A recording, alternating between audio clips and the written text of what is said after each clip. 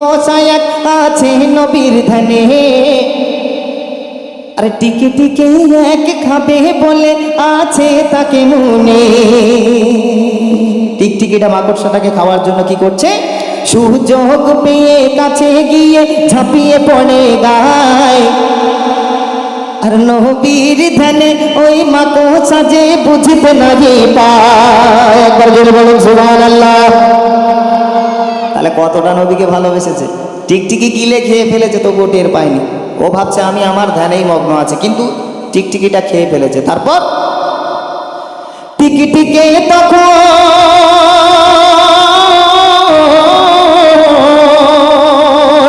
টিকিটিকে তখন ওই মাকড়সাকে গিলে খেয়ে নেয়।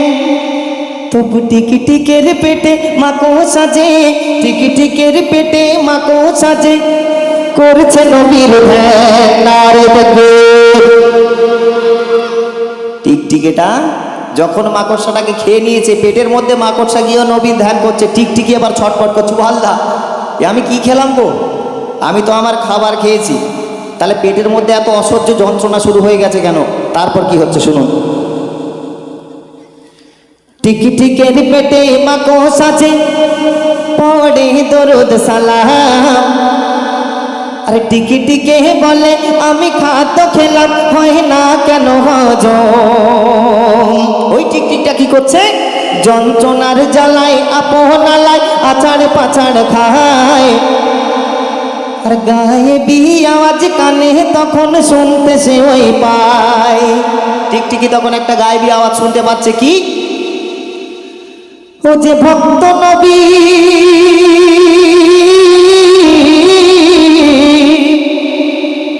ও যে ভক্ত নবীর ইশকে ফানা ছিল না ওর জ্ঞান।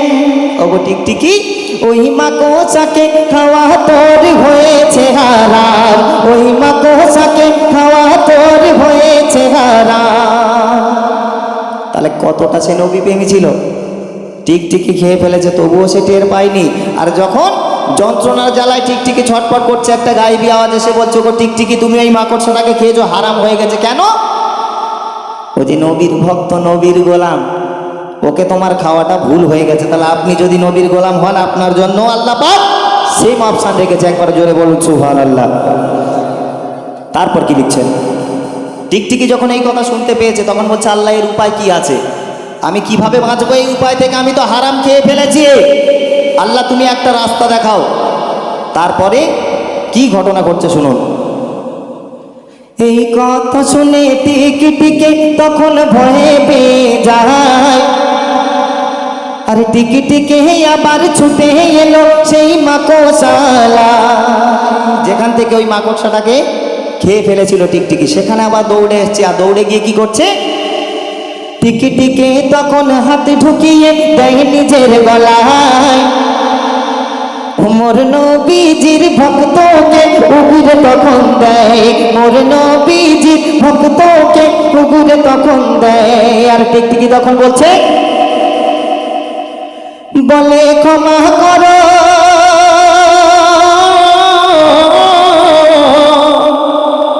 বলে ক্ষমা করো, ভুল হয়েছে ক্ষমা করো নবী তো জাহান।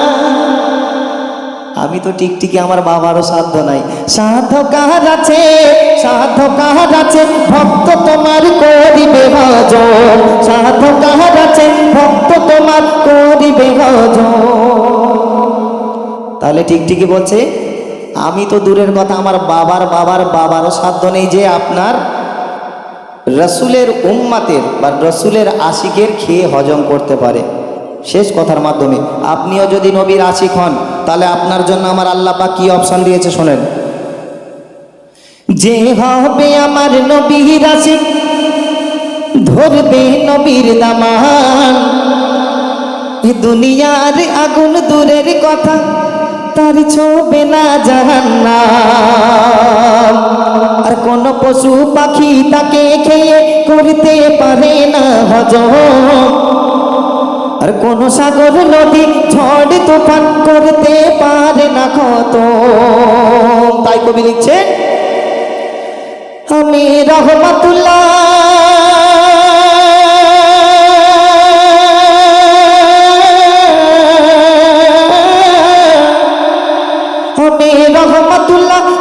রহমাতুল্লাহ নবীর প্রেমে কাটাবো গারদান।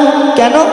ওই নবী আমার ইমান আমান, ওই নবী আমার ইমান আমান কবরের সমান।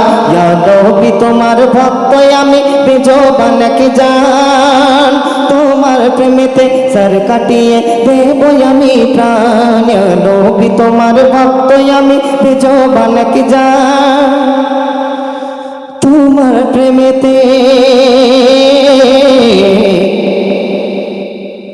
सर कटे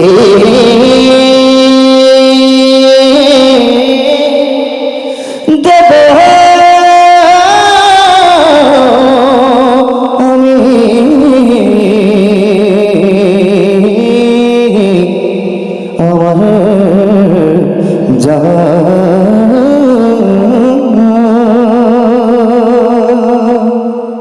চললেন।